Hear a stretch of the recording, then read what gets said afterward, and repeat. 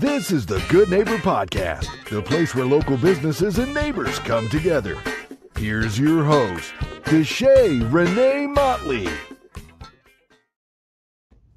Welcome to the Good Neighbor Podcast Live. Today, I have a pleasure of introducing your good neighbor, Leigh Martin, with Martin Collum Real Estate. Leigh, how's it going? It's going great. Thanks for having me on your show. I'm excited to be here. We're excited to learn all about you and your business. So tell us about your company. I've been in business I've had my real estate license since 2009. We started the business in 2021. I had another partner, but he decided to exit. So it's just me, and everybody always asks, who's the Collum? And that's my mom's maiden name. But we are a small real estate brokerage boutique, and what I have focused on is systems and processes to make the agents' lives easier. So every brokerage out there has suites of tools, and they'll tell you how great their tech is. But the challenge with real estate agents is that most real estate agents are people, and they're not tech people, and they're not graphic designers, and they're not CRM experts or website experts or Google ad experts or Meta Pixel experts, and so on and so on. So we've developed systems and processes to take all that stuff off the back of the realtor and let the realtor do what the realtor's best at, what I like to say is shaking hands and kissing babies. And so you go close deals, and we'll take care of everything from your database cleanups to your CRM managements to your snail mail advertisements and everything in between. Even your accounting will handle for you. So it's like a full service shop for real estate agents that don't want to do the dirty work. They just want to do the fun stuff. I love that perspective. So tell us how you got into this company or business. How I got into the business, I was bedridden for a while after a bad accident in 2008. I had to learn how to walk again. And my mind is, like the mind of a lot of entrepreneurs, we just don't shut the brain off, and sitting still is like a problem for many people in the entrepreneur space. And so I was just sitting there, and I'm like, what am I going to do? And I was living in Las Vegas when I got in the accident, and my real estate agent out there, he told me I would make a good real estate agent. And I thought he was being nice. I didn't think anything of it. And but while I was at my parents' house recovering, that came back to me, and I'm like, man, maybe I should try that out. And this is a great opportunity for me to take this time to take all the classes and stuff. You can take most of them virtually and do most of the tests virtually. There's only one, the state exam and the federal exam. I think you have to sit in an actual test facility. And so I did all that, and by the time I could walk, I was in Houston and had a license. And it was 2009, in the middle of the mortgage meltdown, but I was too young to know that there was a mortgage meltdown. And I thought I was going to sell all the $1 million houses in Houston. So it was kind of funny to look back at that and, think about how naive you can be when you're young. Absolutely. It sounds like you've learned a lot through that experience. So what would you say are some of the myths or misconceptions in your industry?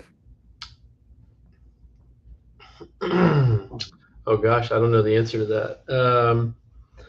It changes, I think, right? Like in 2021 and 2020, during the pandemic, when houses were like flying off the market, seemingly, a lot of people's perception was that anybody could sell a home or a property. And I think that was the case for a period of time. If you had a heartbeat and a real estate license, you could probably sell a property. But now it's not the case, because we're not in that market anymore, and it's a lot of work. And so I think it ebbs and flows with the market. If it's busy, people have one perception. A lot of people think that we're overpaid, but most people, I would say most, a lot, I can't say if it's most or not, but a lot of people don't fully understand all the work that we do behind the scenes and all the moving parts that it takes, right? I mean, there are people, like some guy in Florida sold his house using AI, right? And I'm like, yeah, so if you don't have a full-time job and you don't have any kids and maybe you can afford to wade through that mess with the help of an AI. Perhaps it could work for you, but that's a for sale by owner situation, and that's been around for decades. It's been around as long as real estate's been around. There's a company here in Houston right now, a huge for sale by owner company. It's for sale at the moment. And he's the guy that built that company. He's very successful. He makes a really good living, and it's just a different business model. You pay him $500, he puts your stuff up on MLS, but he doesn't touch. Don't call him. There's no service, right? Don't expect brochures or a sign in the yard, things like that. There's no professional photos. He's not going to help you negotiate. So it just depends on what level of service you want and what you need. And so I don't know. There's a lot of misconceptions and myths and things like that, but I can explain them all away, as I should be able to, right? As the business owner. Absolutely. So we know marketing is the heart of every business. How do you attract your target customers? Well, fortunately, I was a marketing major in college, so I have a firm grasp on that. My wife was also. And so we just really wrap our hands and wholly embrace the marketing perspective of the business. And for us, it's staying in front of people. Top of mind is usually how this goes. And you also have to understand that it takes a certain number of touches before you can earn a conversation, a certain number of touches before you can ask for the business or get the business or expect the business. And so, we're constantly investing money in snail mail mailers, e-flyers, social posts. We advocate for myself and our agents to constantly be on the phone, texting or phone calling, or even, doing handwritten letters, which is totally old school, and probably 90% of people still don't do them, maybe more. When people get a handwritten letter in the mail, it's really impactful. So that kind of stuff. But now we have like really sophisticated stuff available at our fingertips, like geofencing. My wife and I recently moved to a new neighborhood. I was able to go to a tool that we have called Remine and get not just the addresses in our neighborhood and not just the property owners, but I was also able to get about 60% of the property owners. I got their email addresses and their phone numbers. Now, I'm not going to go blowing their emails up and blowing their phones up, right? But what I can do is we can upload those to our Meta advertising functions, in our Google advertising functions, and we can follow those people around, right, based on what they log into. We can also use predictive analytics to watch their online behavior, which is a crazy thing, right? But you see it, right? You'll talk about something with your friend, and the next thing you know, you've got an advertisement on your phone for it. It's crazy. It's everywhere, and so we're able to leverage that too, just like every other company is. And I don't know that a lot of smaller brokers are doing that, and so that's been really fun and exciting to kind of implement that stuff.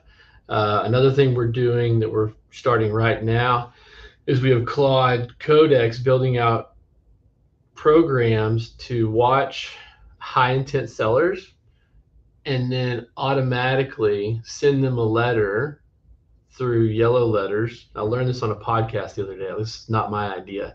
Some other guy in some other state is doing this. But then I'm like, he's got a whole team of people doing this. And I'm like, I can do that with Claude.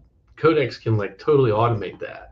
And so that's what I'm doing now. So if we have a person on our list that crosses this certain threshold that tells us they're high intent, like their online actions and behaviors say, hey, this person might be selling, then we send them a handwritten letter. It's not a handwritten letter. It's actually a robot that writes the letter, but it hits their mailbox.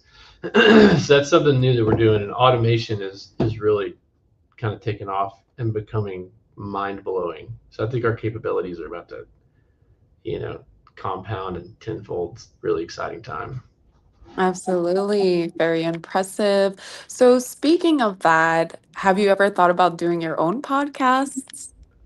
I have thought about that. Matter of fact, we have an office over in West University, and we have a podcast studio in that office that I rarely use. And usually when I do use it, it's someone like yourself who's reached out and wants to do something. I'm like, cool, let's meet over there at the podcast studio. We can do it in there. And it's just a cool space. I have 5 children under the age of 10, and I have to build this business. So podcast is kind of at the bottom right now. I think maybe in a year or 2 we could add that, because right now I'm building a mountain of infrastructure that's taking up a lot of my time. And the 5 young kids also takes up a lot of time. So I have to kind of prioritize what needs to be built now, what can be built next year, and categorize and, prioritize. But Absolutely. yeah, sometime soon. Not today, though. Absolutely understandable. So what do you do for fun outside of work? Chase kids, chase my wife. I kid, and I'm not really kidding. Kind of kidding. That's why we have 5 kids. Play golf with our buddies out at the new neighborhood. It's a little country club community.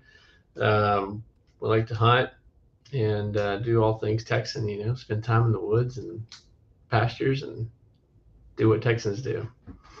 For sure, I hear you. So Leigh, please tell our listeners one thing they should remember about Martin Collum Real Estate. We're a full service real estate company.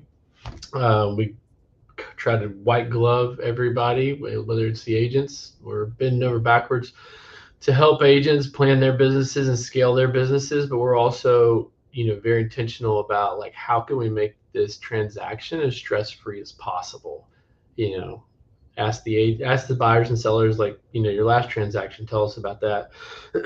What could have been better there? And then just ask them, like, what's your life like, right? So if I understand that a buyer or seller has 5 kids, I know that person is going to need quite a bit of help and hand-holding, because their mind is going 100 different directions every day, all day. And they're going to overlook something here and there, right? And I need to be patient with them and do things for them and serve things up on a silver tray, if you will, instead of asking them to read through a long document or a long email or something like that. So you just got to figure out what the pain points are and make sure you're delivering on those, and you're not forgetting those things that would have someone remember the experience as a good one. Absolutely. That's a valuable takeaway there. And how can our listeners learn more about Martin Collum Real Estate? Oh, well, the website's great, martincollum.com, and we've got Facebook pages and Instagram pages and LinkedIn pages. So those are all great places to follow us also. Sounds good. Well, Leigh, I really appreciate you being on the show. We wish you and your business the best moving forward. Thanks, Shay.